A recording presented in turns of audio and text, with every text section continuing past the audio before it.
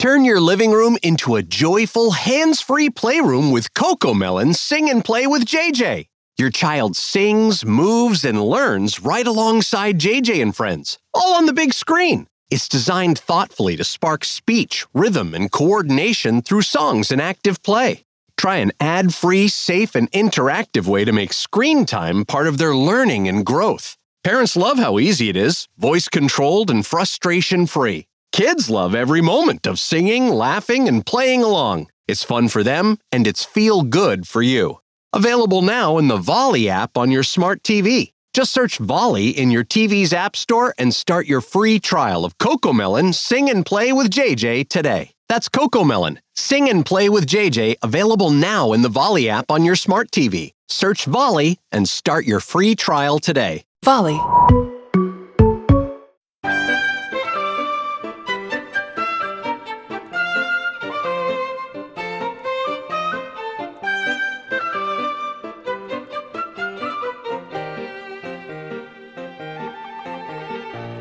Welcome to Homeschooling Outside the Box, the podcast that encourages and equips moms who homeschool an outside-the-box child.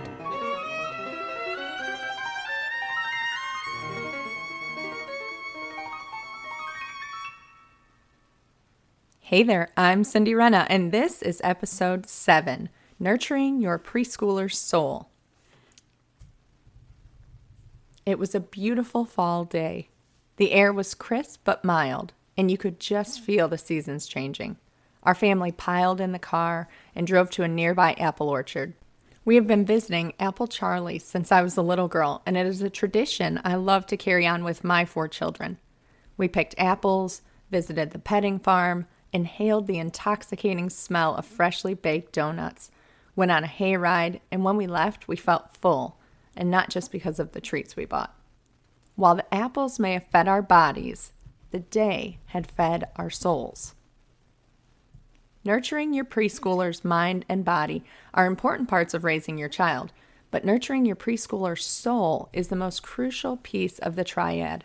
Without a well-fed soul, the mind would become arrogant and the body would become reckless. The soul is the link that makes a strong mind and body worth having. Without a well-fed soul, your child cannot truly thrive. But here's the problem. Nurturing your preschooler's soul is such an infinite task with so very little time to accomplish it. The good news is that feeding your child's soul is not a one-time task to cram into his first 6 years. It's a lifelong commitment. But how you begin in the preschool years will set a good foundation. So let's talk about how to nurture your preschooler's soul. The preschool years are the time to decide what is really important. This is especially a big deal if this is your first child to become a preschooler, but even for us seasoned mamas, it's a good idea to kind of revisit things at this age. What do you want your child shaping his life around? What do you want his central focus to be? How do you want him to form his identity? What makes him, him? And what makes your family, your family? The present age urges us to do more than ever during this early stage. Structured activities, sports, playgroups, and other running around can easily consume you during this time if you let it. Choosing 1 or 2 worthy activities a week might be good, depending on your situation, but this time is best spent building your relationship and enjoying the natural rhythm of your home. When you keep life simple at this stage, you will find many opportunities to pour into your little one's soul now while the soil is most fertile. For our outside-the-box kids, it is especially crucial for their souls to keep life simple and quiet during these years. Many outside-the-box kids receive a diagnosis of some sort during these years, and it is a time for the family to accept a new normal, recalibrate, come up with a plan, and embrace. So, how do you nurture your preschooler soul? The first way is through Bible. In the beginning was the Word, and the Word was with God, and the Word was God. He was with God in the beginning.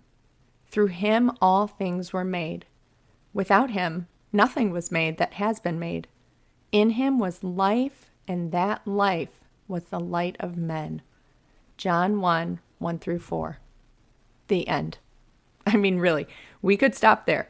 But this is what is critical to understand. Anything that feeds the soul is from God.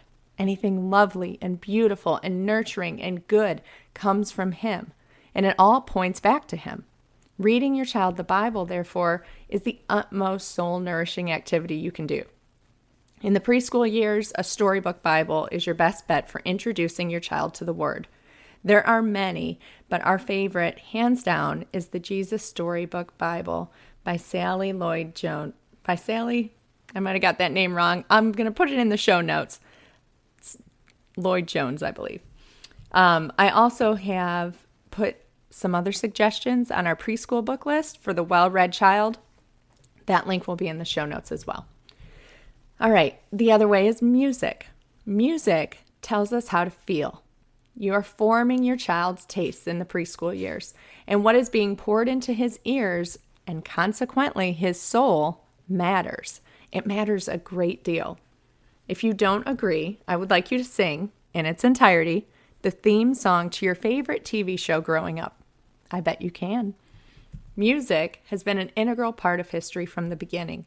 From the Psalms of David to your favorite Pandora station today, humankind has used music for expression, pleasure, and even a high form of worship. Music clearly carries meaning.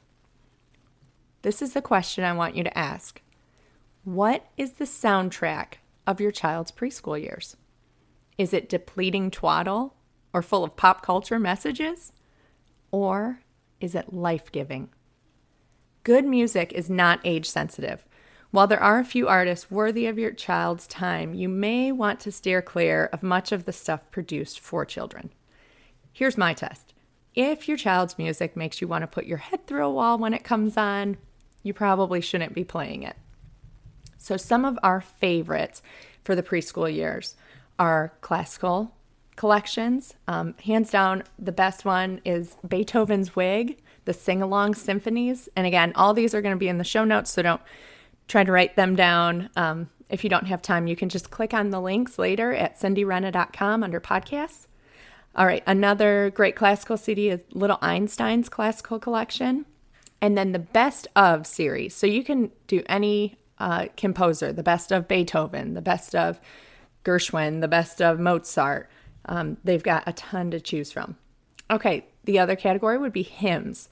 A great soundtrack is Peace Like a River, the Hymns Project. Also check out Reawaken Hymns Volume 1 or Crown Him King. There's lots of free stuff on YouTube. Some of our children's favorites that are geared towards children, Laurie Berkner is definitely hands down our favorite child singer.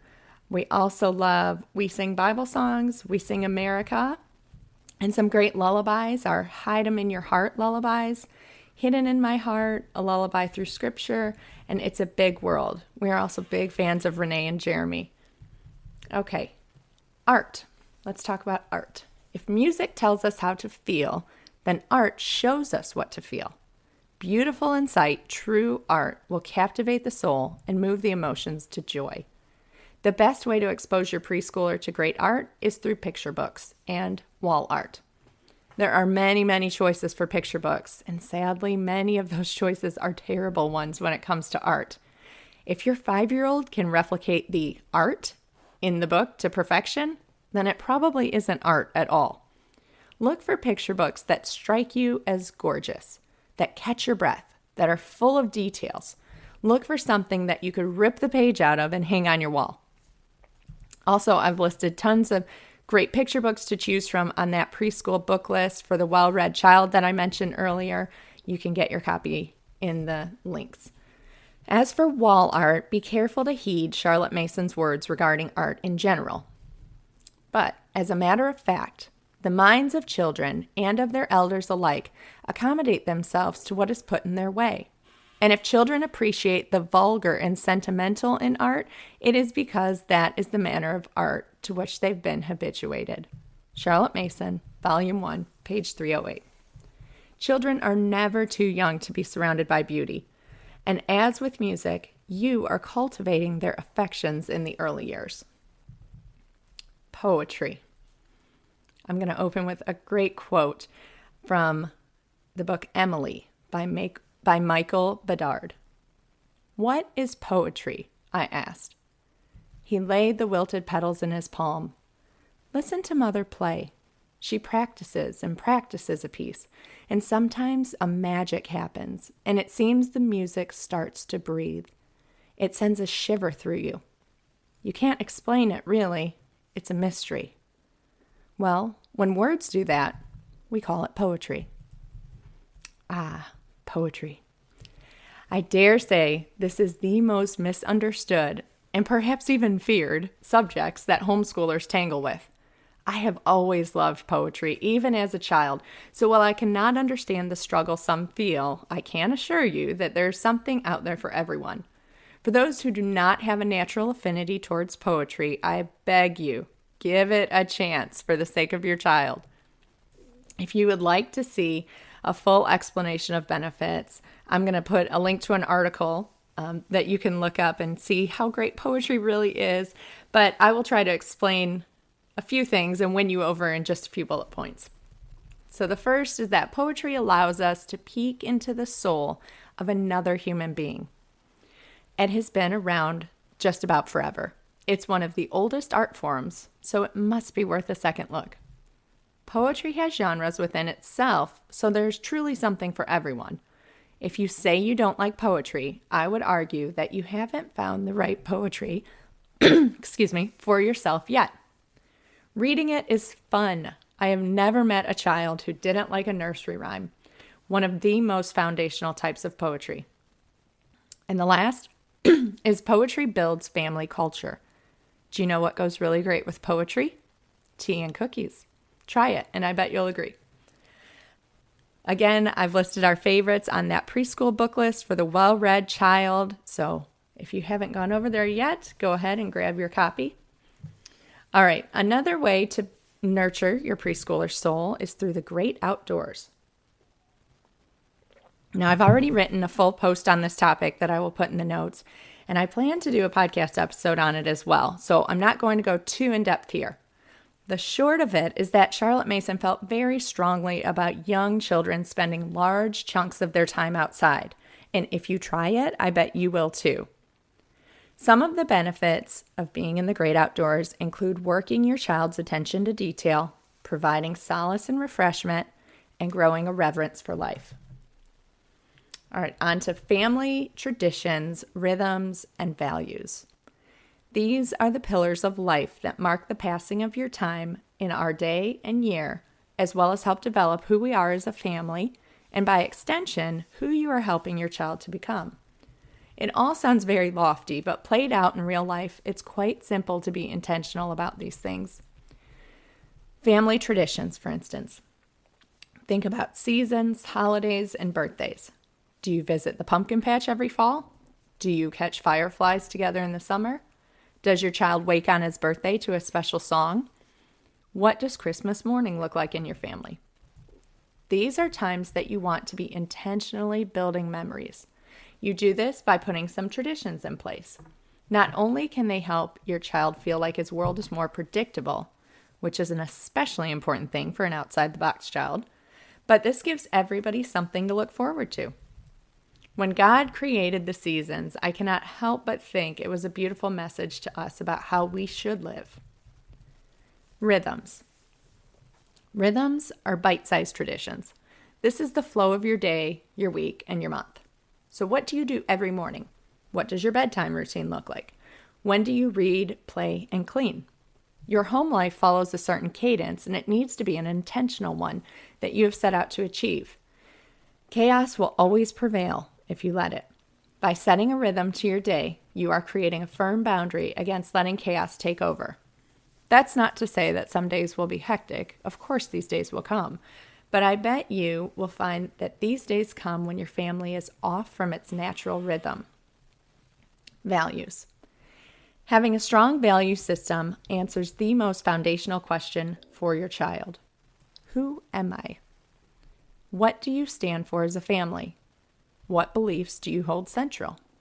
This not only helps with character and habit training, but it helps your child to have a sense of belonging. This can come through the way that you speak to your children. For example, some things we say in our house are, we use our words when we are angry, not our hands. Rena's put others before ourselves. Our family values people over things. In other words, you're a team. Many families have put together a mission statement or a list of values, which is a really great thing to do. We have something that we call the Rena Family 15, and it breaks down who we are as a family unit.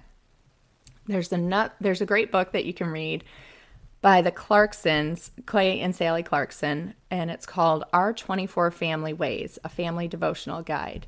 And in fact, on her podcast, Life with Sally, she has just finished or is starting to go through their 24 family ways. So if you're more into podcasts, check out her podcast.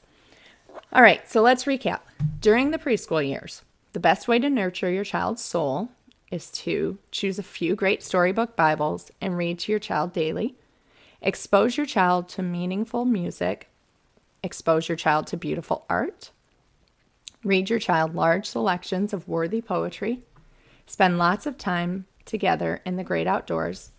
And intentionally invest in family traditions, rhythms of your home, and strong family values. So this wraps up the principles behind nurturing your preschooler during the early years. Next time on the podcast, we are going to talk about the practical side, which is scheduling. Well, that wraps it up for this episode of Homeschooling Outside the Box. Thank you so much for listening. And before I go, I want to ask you if you could head over to iTunes and rate the podcast. This will give other moms a chance to be encouraged and equipped. So if you're enjoying the podcast, it would mean the world to me if you would go leave me a review or at least give a little rating on iTunes. And thank you so much for listening. I will talk with you soon. Bye-bye.